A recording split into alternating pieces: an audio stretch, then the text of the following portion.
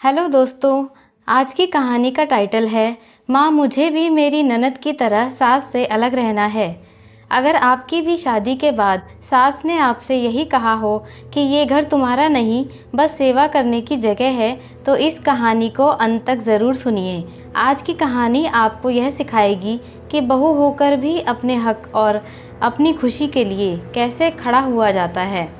अगर आपको भी अपने ससुराल में कभी ऐसा लगा हो कि आपकी ननद रानी बनकर जी रही है और आप सिर्फ नौकरानी की तरह, तो इस वीडियो को पूरा देखिए और चैनल को सब्सक्राइब करना मत भूलिए। रागिनी को इस घर में आए हुए अभी 2 ही साल हुए थे, लेकिन उसे लगता था कि जैसे उसने उम्र भर यहाँ गुजार ली हो। उसकी सुबह 5 बजे उठकर सबके लिए चाय बनाने से शुरू होती और रात को सबके सो जाने के बाद रसोई समेटकर ख़त्म होती। उसकी सास सावित्री देवी पुराने ख्यालों की औरत थी। उनका मानना था कि बहू का काम है घर के सभी सदस्यों की सेवा करना, चाहे वह कितना भी थकी हो या उसकी तबीयत कैसी भी हो। रागिनी की ननद पायल अपनी शादी के बाद से अपने पति के साथ अलग फ्लैट में रह रही थी। जब भी वह मायके आती, सावित्री देवी उसकी आवभगत में कोई कसर नहीं छोड़ती। पायल के आने पर रागिनी को बार बार यह सुनने को मिलता, देख बहू, औरत तभी सुखी रहती है जब अपने घर में अपने हिसाब से रहे, मगर सास ससुर की सेवा करना भी उसका फर्ज है। तेरी ननद की किस्मत देख, उसका अलग घर है और अपनी मर्जी से जीती है, लेकिन तू इस घर की बहू है, तुझे तो हर हाल में निभाना ही पड़ेगा। रागिनी चुपचाप सुनती रहती, दिल में कसक जरूर उठती, मगर जुबान पर कभी कुछ नहीं लाती। उसकी माँ ने सिखाया था कि बहू को अपने घर की इज्जत बनाए रखनी चाहिए, चाहे वह अपने मन को कितनी भी चोट लगे। एक शाम जब पायल आई हुई थी, रागिनी ने देखा कि वह कितनी सुकून में है। अपने पति के साथ घूमने जाती, देर से सोती, देर से उठती और सास उसे कुछ नहीं कहती। वह अपने मन का खाती पीती और अपनी मर्जी की जिंदगी जीती। उस रात रागिनी ने पहली बार अपनी माँ से फोन पर दिल खोलकर कहा, माँ मुझे भी मेरी ननद की तरह सास से अलग रहना है। मैं भी चाहती हूँ कि मेरे पति के साथ मैं अपने छोटे से घर में अपनी मर्जी से जी सकूं। हर छोटी बात के लिए सास ससुर के ताने, हर समय काम की फरमाइश, मैं अब थक चुकी हूँ। माँ ने गहरी सांस ली।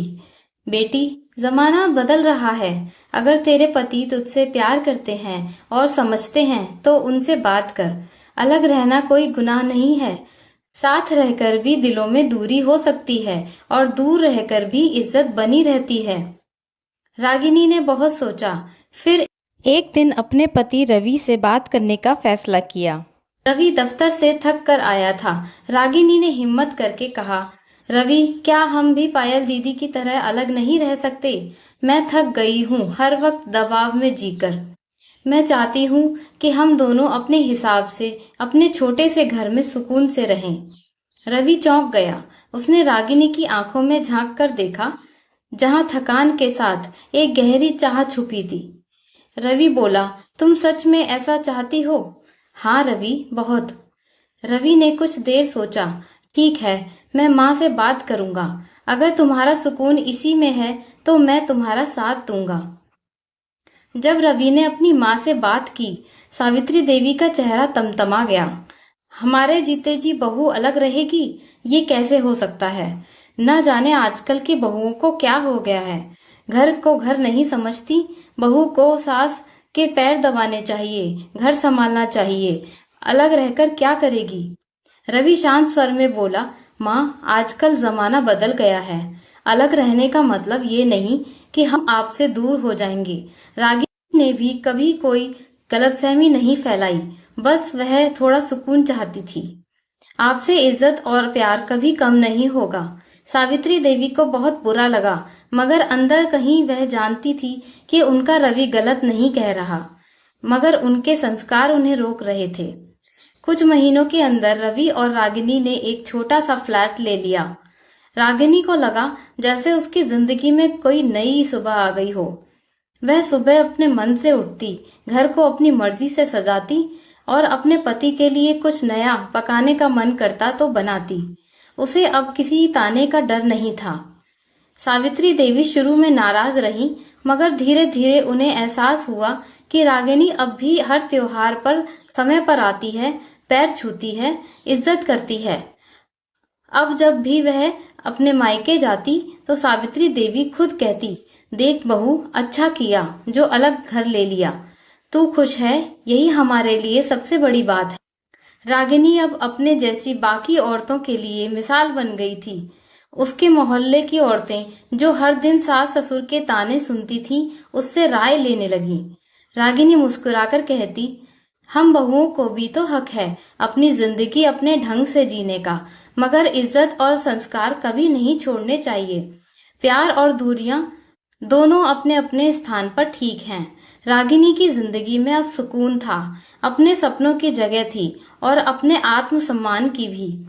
वह जान चुकी थी कि बहू होने का मतलब खुद को खो देना नहीं होता।